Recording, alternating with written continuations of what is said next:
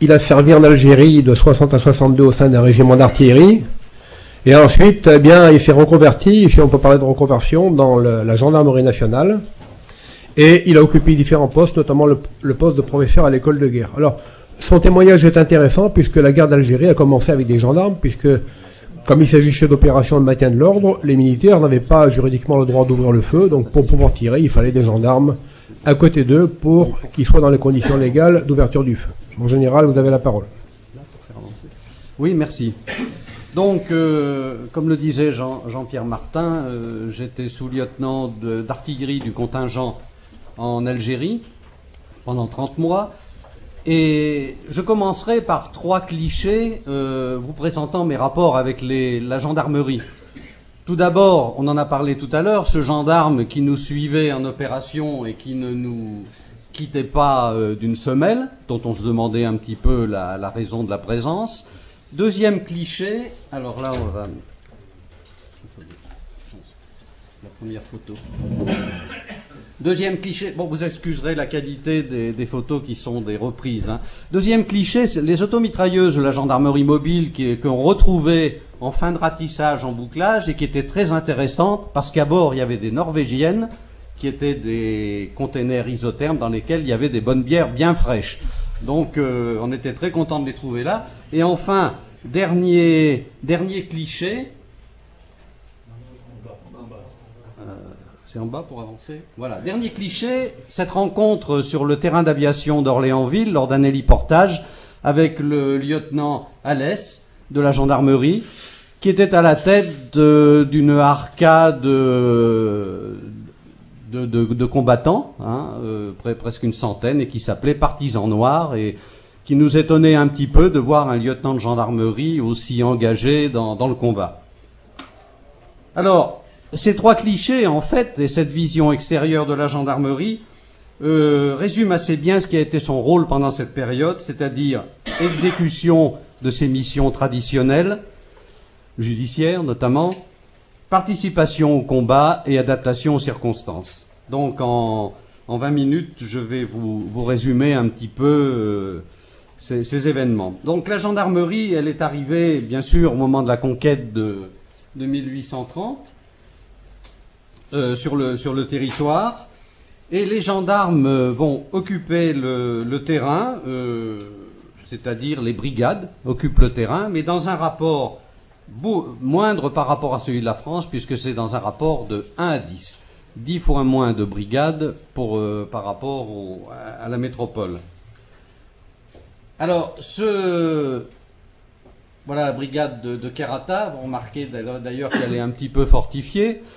Ce quadrillage de la gendarmerie, beaucoup moins dense que la métropole, posera d'ailleurs quelques problèmes au niveau de la surveillance et du renseignement.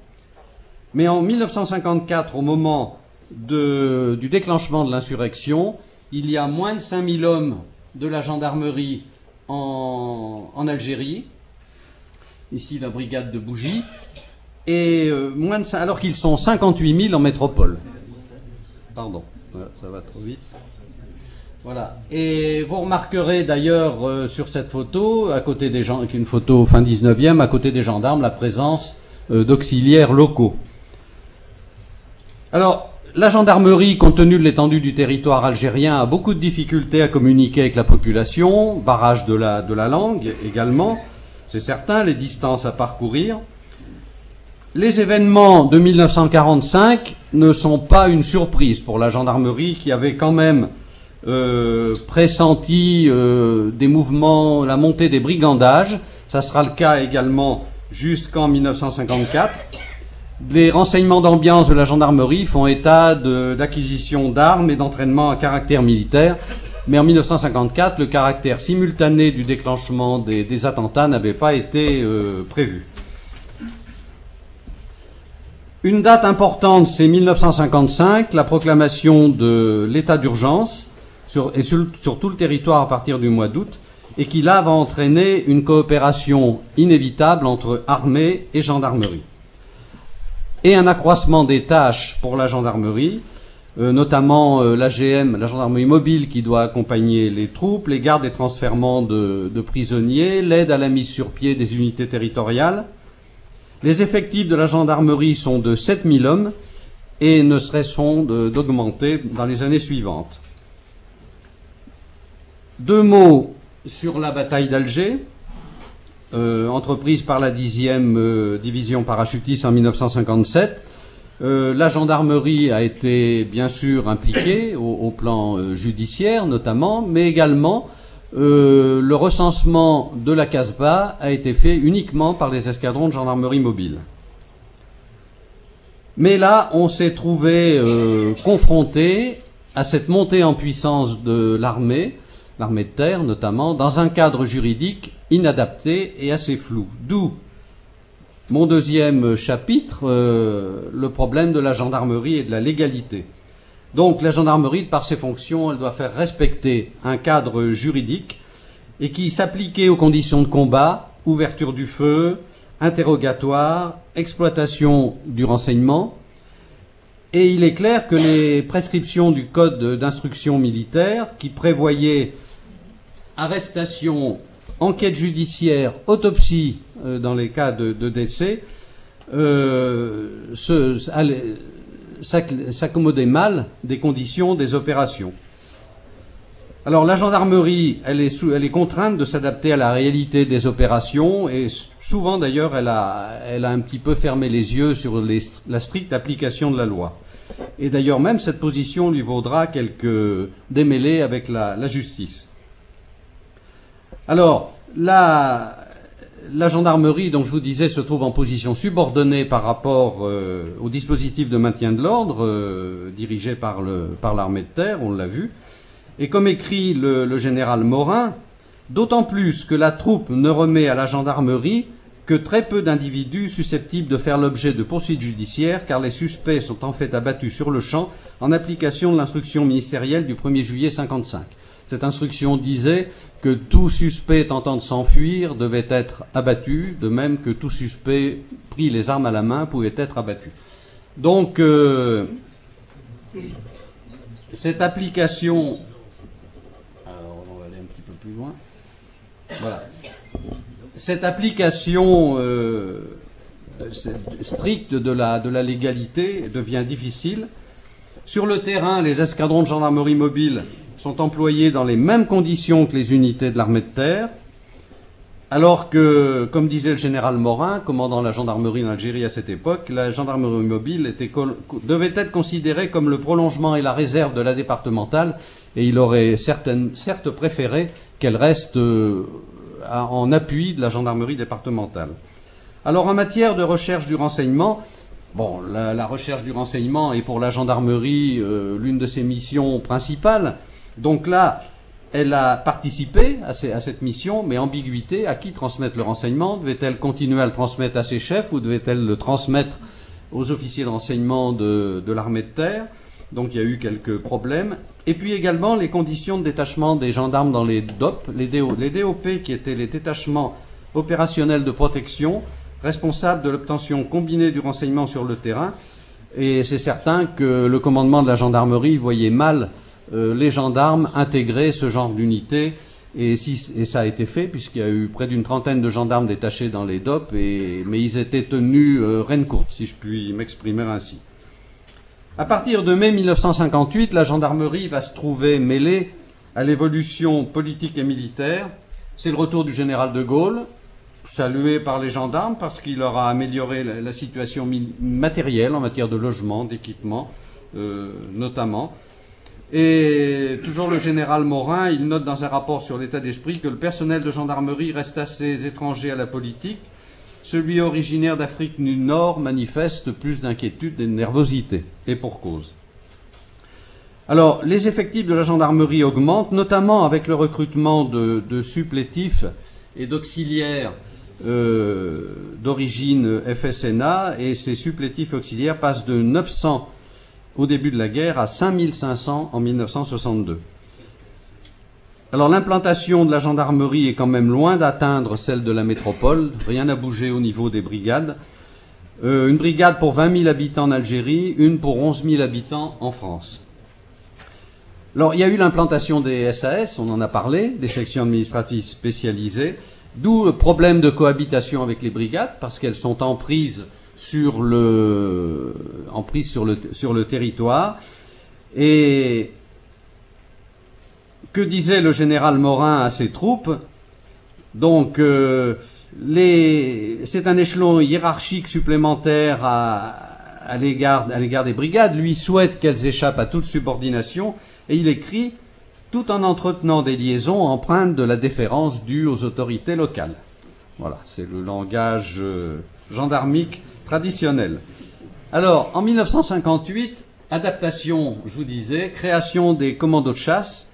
On a demandé au général Morin que la gendarmerie participe à l'effort commun. Inutile de vous dire que la réponse a été plus que réticente pour des questions d'effectifs et de principe, mais ils ont quand même été mis sur pied.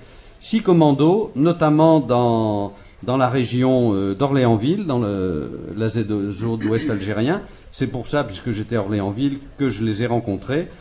Et Partisan Noir, qui était commandé donc là par le lieutenant Alès qu'on a vu tout à l'heure, intervenait sur Loire-Sonice, et en avril 62, son bilan était de 621 hors-la-loi tués pour 15 morts en opération dans ses rangs, dont un officier. Période suivante, période difficile, parce qu'on va arriver dans ce que j'appelle la gendarmerie et la guerre civile,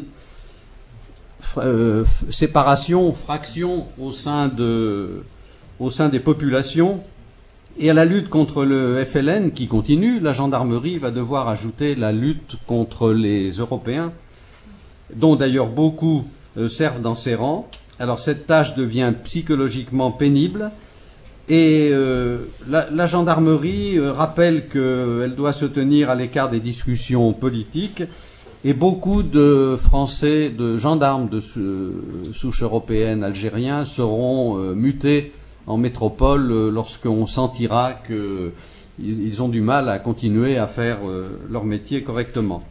La gendarmerie mobile rejoint les villes pour le maintien de l'ordre. Elle est en première ligne pour le maintien de l'ordre, et malheureusement, le 24 janvier 60, elle va payer un lourd tribut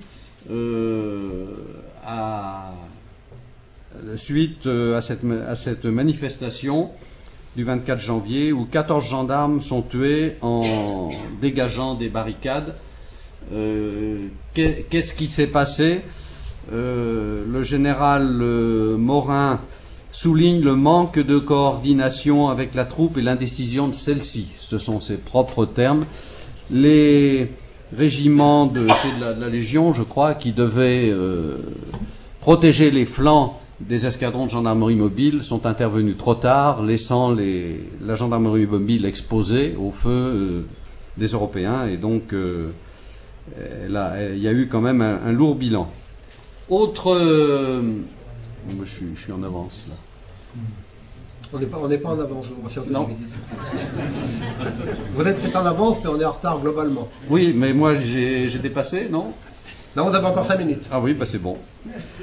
Autre date importante, le putsch de 61. Alors, voilà, le putsch de 61. La gendarmerie fait preuve, je cite, d'une certaine passivité et d'un attentisme révélateur.